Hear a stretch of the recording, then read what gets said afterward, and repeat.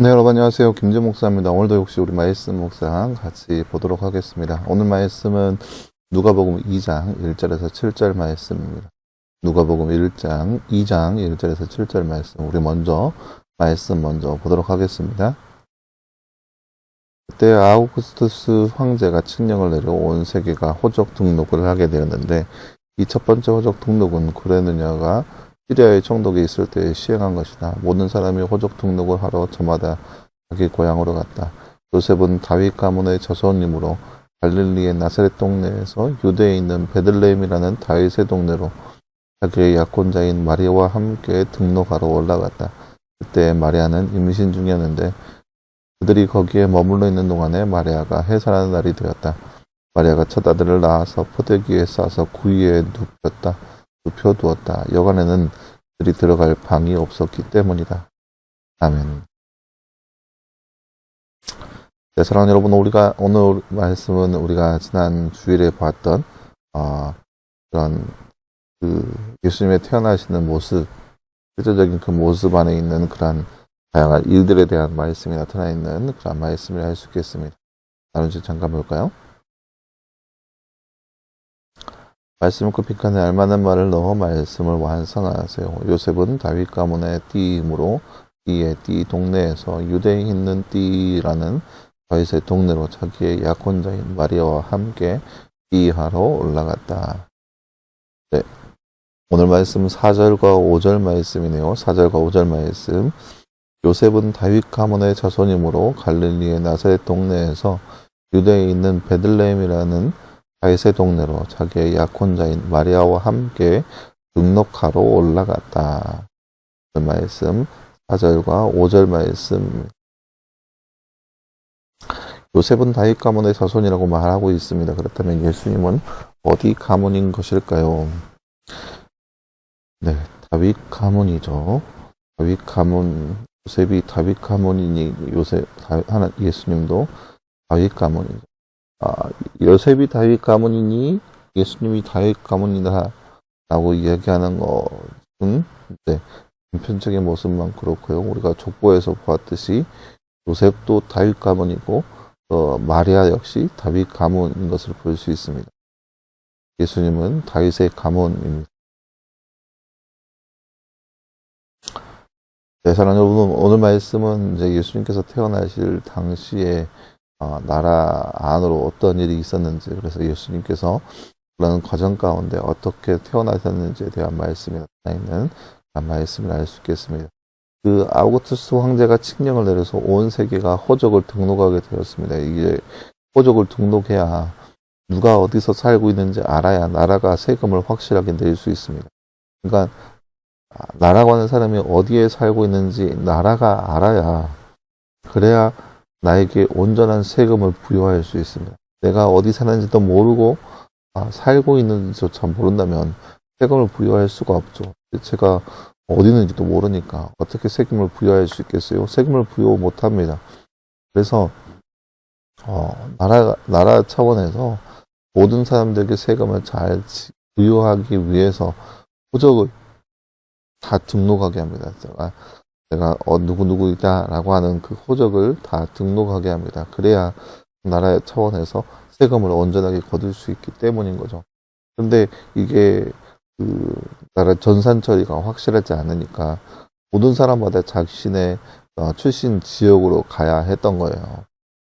그래서 그 출신 지역으로 가기 위해서 요셉과 마리아도 역시 길을 나섭니다.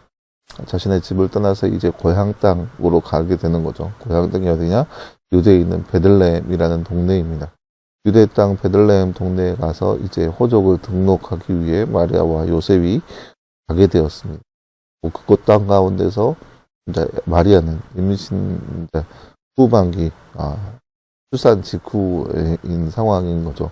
그렇기 때문에 남들보다 훨씬 더디게 그 땅으로 가게 됩니다. 그러다 보니까 사람이 지낼 만한 장소가 거의 떨어지는 그런 현상을 겪게 되는 거죠. 우리가 본 성경에서는 여관이라고 나와 있고, 또 마찬가지로 오늘 우리가 본 성경에서도 여관이라고 나와 있지만, 그때 당시에는 여관이라는 것이 없었습니다.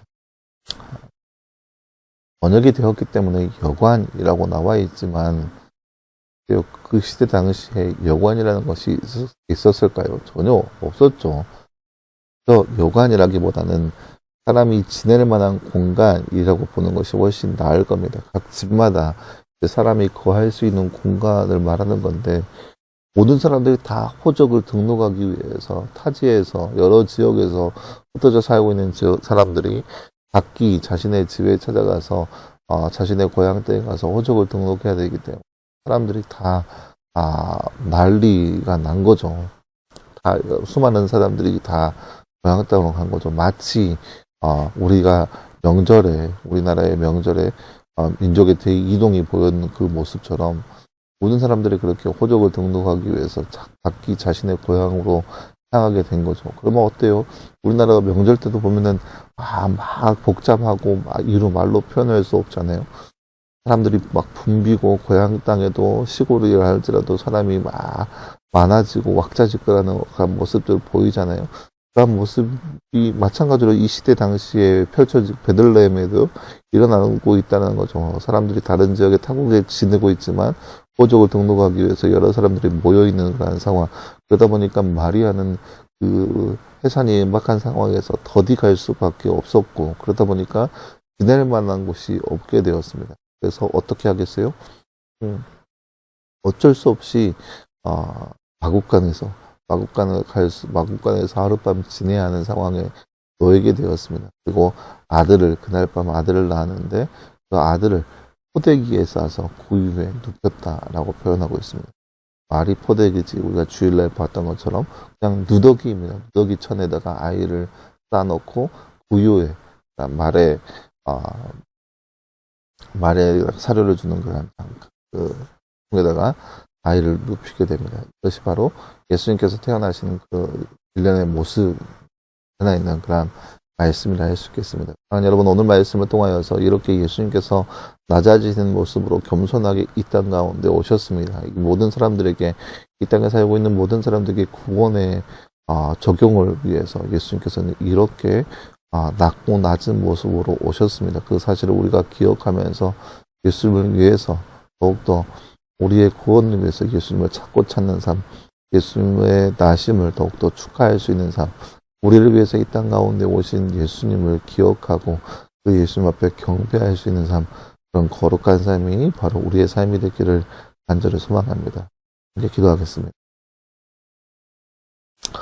사랑하는 하나님 감사합니다. 주님 오늘 말씀을 통하여서 예수님께서 낮고 낮은 모습으로 이 땅 가운데 오시는 모습을 우리가 말씀을 통해서 함께 바라보았습니다. 하나님 이 땅 가운데서 예수님께서 더 낮은 모습으로 이 땅에 오신 그 예수님의 사랑을 우리가 날마다 기억하게 하시고 그래서 그 사랑 가운데 거하게 하시고 날마다 주님을 찬양하며 예배하며 살아갈 수 있는 우리의 삶 될 수 있도록 우리 가운데 함께하여 주옵소서. 이 모든 말씀 감사드리며 살아계신 예수님의 이름으로 기도하였습니다. 아멘. 사랑하는 여러분 감사합니다. 오늘 하루도 늘 말씀을 해서 승리할 수 있는 또 여러분 되기를 간절히 소망합니다. 오늘도 수고했고요. 내일도 역시 우리 말씀 묵상으로 함께 찾아보도록 하겠습니다. 그럼 수고했습니다.